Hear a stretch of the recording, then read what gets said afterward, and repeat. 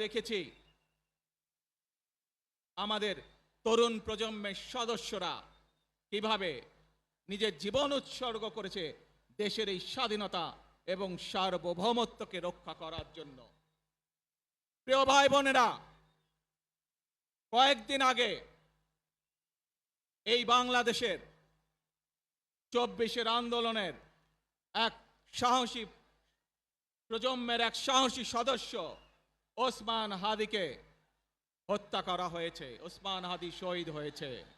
প্রিয় ভাই বোনেরা, ওসমান হাদি চেয়েছিল এই দেশের মানুষের জন্য গণতন্ত্র প্রতিষ্ঠিত হোক, এই দেশের মানুষের গণতান্ত্রিক অধিকার প্রতিষ্ঠিত হোক, এই দেশের মানুষ তাদের গণতান্ত্রিক এবং অর্থনৈতিক অধিকার ফিরে পাক।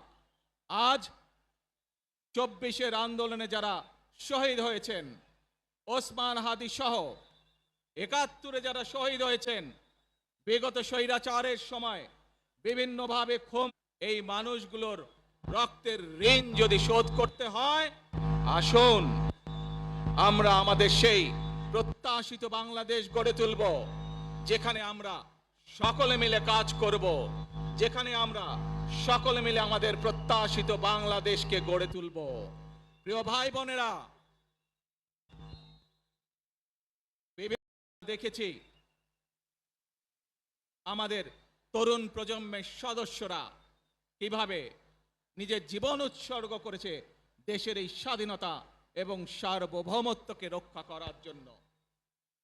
প্রিয় ভাই বোনেরা, কয়েকদিন আগে এই বাংলাদেশের 24-এর আন্দোলনের এক সাহসী প্রজন্মের এক সাহসী সদস্য ওসমান হাদিকে হত্যা করা হয়েছে। ওসমান হাদি শহীদ হয়েছে।